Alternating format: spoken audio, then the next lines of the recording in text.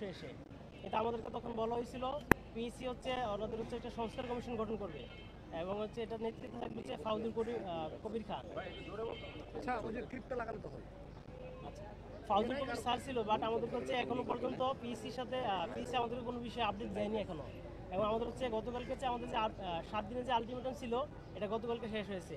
এই বলে হচ্ছে আজকে আমাদের হচ্ছে সংবাদ সম্মেলন এবং হচ্ছে কালকের যে পরবর্তী কর্মসূচি যেটা হবে এই বিষয়ে হচ্ছে আপনাদেরকে আমরা অবহিত করার জন্য আজকে আমাদের যে সংবাদ সম্মেলন। তো এখন হচ্ছে আমরা হচ্ছে সামনে থেকে কোন কর্মসূচি বাস্তবায়ন করব বা আমাদের রোডম্যাপ কী হবে এই বিষয়ে হচ্ছে সার্বিক বিষয়ে আমাদের বিনিয়ামিন মোল্লা ভাই হচ্ছে কথা বলবে এখন আপনাদের সাথে। আপনাদের সামনে তার আগে কথা বলবেন বুয়েটের শিক্ষার্থী সিরাজুল সালেহ। বিসমিল্লাহির রহমানির রহিম। আমাদের আমরা মূলত অনশন করেছিলাম একটি অন্যায়ের বিরুদ্ধে, দুর্নীতির বিরুদ্ধে, প্রশ্ন ফাঁসের বিরুদ্ধে। যে 46তম বিসিএসে প্রশ্ন ফাঁসের খুব কনভিন্সিং এভিডেন্স পাওয়া যায় এবং কমিশনের অ্যাটিটিউডটাও এরকম ছিল, যেন মেসেজ দিচ্ছে যে প্রশ্ন ফাঁস হয়েছে। তো এই প্রশ্ন ফাঁসকারীদের উভয় পক্ষের যারা প্রার্থীরা, যারা প্রশ্নটা কিনছে এবং সিন্ডিকেটের যারা প্রশ্নটা বিক্রি করছে, উভয় পক্ষের একটা মানে উপযুক্ত ব্যবস্থা গ্রহণের জন্যই আমরা আসলে অনশনে বসেছিলাম। তো আমাদের অনশন ভাঙে প্রতিশ্রুতির আঙ্গিকে, কিন্তু আমাদের এই এই এই দুর্নীতি বা যে চক্র, এদের বিরুদ্ধে কোনো আসলে ব্যবস্থা গৃহীত হয়নি এবং কমিশনের তরফ থেকে আমরা আসলে যে ধরনের প্রতিক্রিয়া আশা করেছিলাম সেই ধরনের কোনো প্রতিক্রিয়া আসলে আমাদের এখানে আসেনি। তবে এখানে একটি কথা উল্লেখ্য যে আমরা আসলে এখানে কমিশনকেই বারবার মেনশন করি, কিন্তু কমিশনের বিরুদ্ধে যে আসলে আমাদের এই লড়াই সংগ্রাম, ব্যাপারটা আসলে এরকম নয়।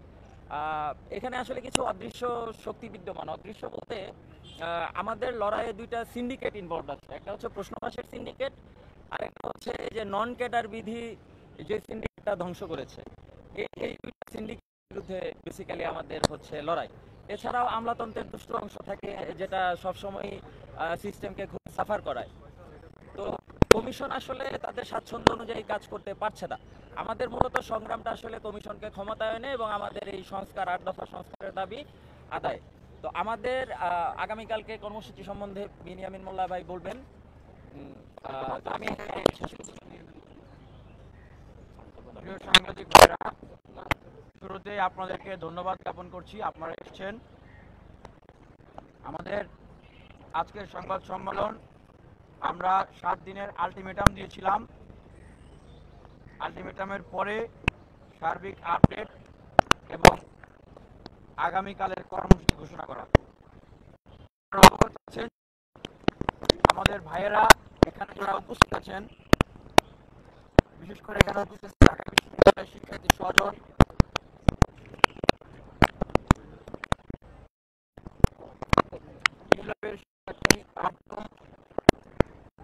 অনশনরত ঢাকা বিশ্ববিদ্যালয়ের শিক্ষার্থী আলম স্নেহ, রাজশাহী বিশ্ববিদ্যালয়ের শিক্ষার্থী শাকির, জগন্নাথ বিশ্ববিদ্যালয়ের শিক্ষার্থী আওরঙ্গজেব, বুয়েটের শিক্ষার্থী সিরাজুল সালিহিন সিয়ন সহ আমাদের বিভিন্ন বিশ্ববিদ্যালয় কলেজের শিক্ষার্থী ভাই বোনেরা,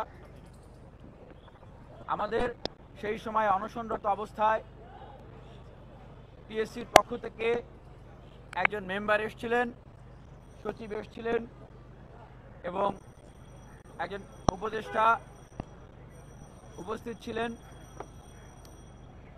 সেই সময়ে আমাদেরকে আশ্বস্ত করা হয়েছিল যে একটি কমিশন গঠন করা হবে, তাই না? সংস্কার কমিশন গঠন করা হবে এবং সেই সংস্কার কমিশন ছাত্রদের সাথে কথা বলবেন, ছাত্রদের সাথে কথা বলে আমাদের যে 8 দফা দাবি আছে সেই দাবিগুলোর বিষয়ে সমাধান করা হবে। কিন্তু অত্যন্ত দুঃখের বিষয়, আমরা কেবলমাত্র একজনের নাম পেয়েছি, জনাব ফাউজুল কবির খান, যিনি বিদ্যুৎ ও জ্বালানি উপদেষ্টা। এর ছাড়া আমরা সেই সংস্কার কমিশনের কোনো ধরনের কোনো অগ্রগতি পাই নাই। পেয়েছি ভাই? না, পাই নাই। অথচ কথা ছিল, সেদিন তারা কথা দিয়ে গিয়েছিলেন যে প্রিলিমিনারি যারা প্রশ্নের সাথে জড়িত তাদেরকে তারা শাস্তির আওতায় নিয়ে আসবেন। আজকে 7 দিন পার হয়ে গেছে, একজনকেও বহিষ্কার করা হয়েছে, একজনকেও তারা গ্রেফতার করেনি, একজনকেও তারা বহিষ্কার করেন নাই। আমরা শিক্ষার্থী বন্ধুদের জায়গা থেকে যে দাবি জড়িত তাদেরকে শাস্তির আওতায় আনতে হবে। এবং আরেকটি দাবি ছিল এই ৪৬তম বিসিএস নিয়ে যেন কোনো ধরনের প্রশ্ন উত্থাপিত না হয়, সরকারের জায়গা থেকে, রাষ্ট্রের জায়গা থেকে সেই বিষয়ে গ্যারান্টি দিতে হবে। আমরা সেই জায়গা থেকে আমরা কতগুলো প্রস্তাবনাও দিয়েছিলাম, কিন্তু পিএসসির জায়গা থেকে সেই অনশনের দিন পরে আমাদের সাথে আর কোনো আন্তরিক যোগাযোগ রক্ষা করা হয়নি। তারপরেও আমরা দেখেছি যে আমাদের যে গণসংযোগ কর্মসূচি চলছে ১ সপ্তাহব্যাপী, আমরা ঢাকা বিশ্ববিদ্যালয় বিভিন্ন লাইব্রেরি, হল, ডিপার্টমেন্টে গণসংযোগ করেছি।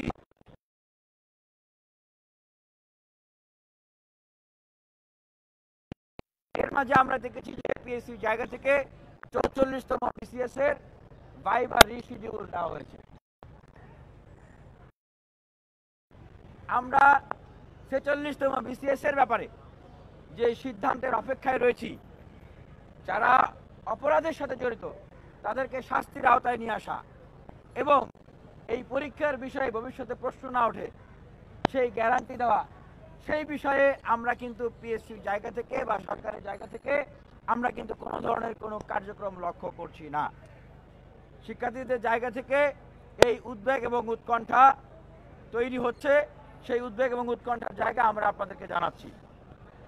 আমরা এছাড়াও আরও যে ৮ দফা দাবি রয়েছে তার মাঝে অন্যতম একটি দফা রয়েছে প্রাক ভেরিফিকেশন। আমরা এই প্রাক ভেরিফিকেশন সম্পর্কে শিক্ষার্থীদের পক্ষ থেকে কোনো ধরনের কোনো প্রস্তাবনা আমরা কিন্তু পিএসসিকে জানাই নাই। জানানো হয়েছে ভাই? ওনারা এই প্রাক যাচাই প্রক্রিয়া কোথা থেকে আবিষ্কার করলেন এটা আমাদের কাছে বোধগম্য নয়। আমাদের যে জানানো দাবি ছিল প্রিলিমিনারি, রিটেন এগুলোর মার্কস প্রকাশ করতে হবে, প্রিলিমিনারির কাট মার্কস প্রকাশ করতে হবে, যেন পরীক্ষার্থীরা জানতে পারেন কে কত মার্কস পেয়েছেন। কিন্তু অত্যন্ত উদ্বেগের সাথে আমরা দেখছি, লক্ষ্য করছি যে এই প্রিলিমিনারি, রিটার্ন সহ এই মার্কসগুলো প্রকাশ করা ছাড়াই ওনাদের জায়গা থেকে আরেকটি প্রক্রিয়ার কথা বলা হচ্ছে, প্রাক ভেরিফিকেশন। প্রিয় বন্ধুগণ, যদি প্রিলিমিনারি এবং রিটেনের মার্কস প্রকাশ করা না হয়, কাট মার্কস প্রকাশ করা না হয় এবং এই প্রাক ভেরিফিকেশন এটাকে যদি চালু করা হয়, তাহলে কি ধরনের সংকট চালু হতে পারে আপনারা কি ভেবে দেখেছেন? দেখেন, আমরা এতদিন ৫৬% কোটার বিরুদ্ধে লড়াই করেছি না? ৫৬% কোটার বিরুদ্ধে লড়াই করেছি। এখন একজন ছাত্র বন্ধু উনি পরীক্ষা দিচ্ছেন এবং বাদ পড়তেছেন, প্রিলিমিনারি বা রিটেনে যাওয়ার পরে বাদ পড়তেছেন, উনি কিন্তু বলতে পারছেন না কেন বাদ পড়ছেন, কারণ প্রিলিমিনারি, রিটেনের মার্ক কিন্তু সাথে সাথে প্রকাশ করা হয় না। যদি প্রাক ভেরিফিকেশন করা হয়, অর্থাৎ আগেই যদি যাচাই বাছাই করা হয় যে উনি কোন দল করেন, কোন মত করেন, ওনার 14 গোষ্ঠী কোন দল মত করে, ওনার কি সমস্যা, কি আশার বিষয়, তখন দেখা যাবে কি যে যাদের রেফারেন্স থাকবে তারা কিন্তু ক্লিন চিট পাবে, তারা কিন্তু এগিয়ে যাবে। যাদের রেফারেন্স থাকবে না তারা ভালো পরীক্ষা দিয়েও তারা কিন্তু টিকবে না, এবং তারা কেন টিকতেছে না এই বিষয়টা বলারও কিন্তু কোনো ধরনের কোনো জায়গা কোথাও থাকবে না। তার মানে কি, আপনাকে তখন বিসিএস এ টিকতে হলে আপনার রেফারেন্স দরকার হবে। রেফারেন্স কোথায় পাওয়া যাবে? রেফারেন্স পেতে হলে আবারও দেখা যাবে যাদের কাছে গেলে রেফারেন্স পাওয়া যাবে তাদের পিছনে পিছনে ঘুরতে হবে। হয়তো তাদের চায়ের কাপ নিয়ে তাদের পিছনে পিছনে ঘুরতে হবে, অথবা তাদের লুঙ্গি ধুয়ে দিতে হবে, অথবা জুতা পরিষ্কার করে দিতে হবে। যেই জঘন্যতম ঘৃণ্য দৃষ্টান্তগুলো আমরা অতীতে লক্ষ্য করেছি। তাই আমরা ছাত্র সমাজের পক্ষ থেকে পিএসসির প্রতি এবং সরকারের প্রতি দৃঢ় কণ্ঠে স্পষ্টভাবে আমরা আহ্বান জানাচ্ছি, শিক্ষার্থীদের সাথে যা করা হবে সেটা সুস্পষ্টভাবে করতে হবে, সেখানে কোনো ধরনের ফাঁক ফোকর, ছল ছাতুরি চলবে না। আমাদের প্রত্যাশা ছিল যেই লাইব্রেরি, যেই রিডিং রুমের শিক্ষার্থীদের এই আন্দোলনের ভিতর দিয়ে এত বৃহৎ একটি গণ অভ্যুত্থান হয়ে গেল, যেই কোটা সংস্কার আন্দোলনের ভিতর দিয়ে অভ্যুত্থান পরবর্তী দেশে এখন রাষ্ট্র সংস্কারের আলোচনা চলছে। আমাদের প্রত্যাশা ছিল বিসিএসটাকে স্বচ্ছ করা, বিসিএস এর ভেরিফিকেশনটাকে নিউট্রাল করা, দলীয় প্রভাব মুক্ত করা, বিসিএস এর জায়গাগুলোকে সংস্কার করা, এই কাজগুলো অটোমেটিক্যালি হয়ে যাবে। কিন্তু অত্যন্ত দুঃখ ভারাক্রান্ত মন নিয়ে বলতে হচ্ছে, আজ 7-8 মাস পার হয়ে গেলেও আমরা সরকারের জায়গা থেকে